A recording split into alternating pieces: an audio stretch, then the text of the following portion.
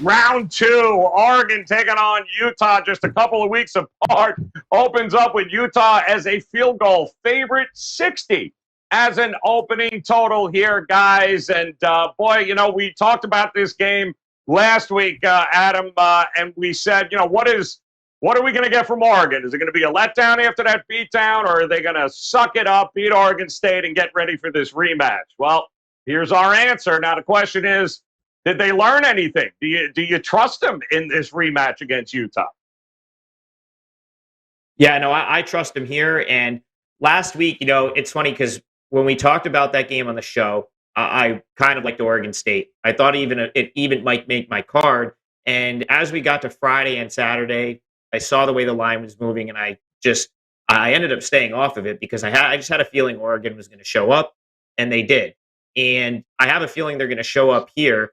One of the big reasons I feel that way is because they are getting healthy, and they're getting healthy in particular on the defensive side of the ball. So Mario Cristobal came out, said Noah Sewell, linebacker, is back. Mikhail Wright, cornerback, is back.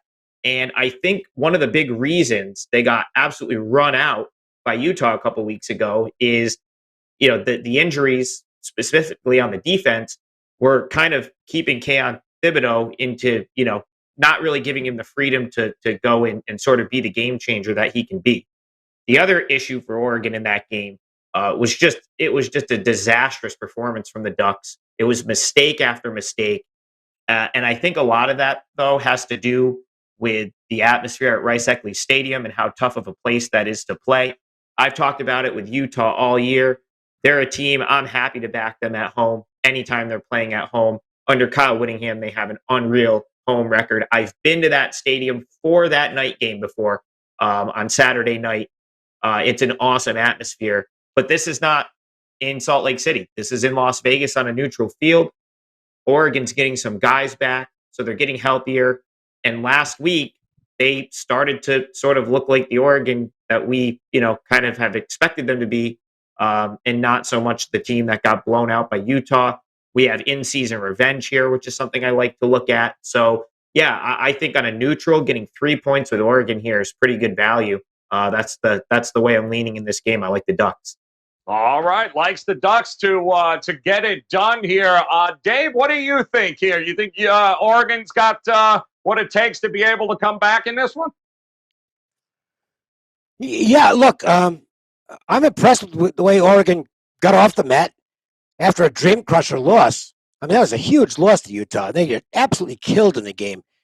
And playing the Civil War against Oregon State, and I think the game probably means more to Oregon State going in. I was very impressed with the way Oregon was able to gather themselves. Final score, to me, was a little misleading. I thought Oregon really controlled the game. They're going to be motivated for this. I mean, they got their teeth kicked in at Salt Lake City. And I don't think I'm going to bet it because I do have Utah as the better team. But I think you're going to get a big effort out of Oregon in this game. And I don't want to lay the points. Utah could relax a little bit. I mean, listen, they beat them so handily a couple weeks ago. I don't know that they're going to be able to avoid being a little complacent here. So on that, maybe I'd lean to Oregon, but it's not going to be a bet for me. All right, leaning Oregon. You know, Brian, if we take a look back preseason, I believe Oregon was the favorite to win the Pac-12, and it was about plus 250, somewhere in that ballpark. Washington was supposed to be a team that was supposed to compete for that. Didn't work out all that well, did it? So here's Utah in this spot. They were about 14-1. Who do you like? Who do you like to win the Pac-12 here in this game? Yeah, Utah was a team that I think a lot of people thought highly of coming into the season, and they were just playing terrible the first four games, losing every game by at least 4 points to the spread, going 2-2, losing to San Diego State, which turned out to be a pretty good team, and BYU. But they're a lot better team now than they were when they played Oregon, or excuse me, before the beginning of the season there, and they got off the schneid. They took it to Oregon in that game. And if you're an Oregon fan, if you're an Oregon player, all you had to do was win out, and especially in retrospect with the losses by Ohio State and some of the others, you'd be playing in the national championship. This game against Utah cost them the chance to play in the national championship.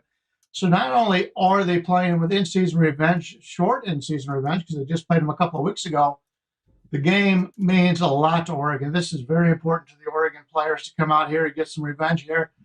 The line in that game was played in Utah. Utah was a minus 3-point favorite. Utah's got, as was pointed out, one of the strongest home fields in college football. Now they're basically laying the same thing on a neutral site with a fast track, which is Oregon. That's Oregon's game, playing on the fast track. So I prefer the Oregon side here. I think they get that revenge, and I'm surprised the line is where it is. It would not surprise me if this comes closer to pick 'em as the week goes on here.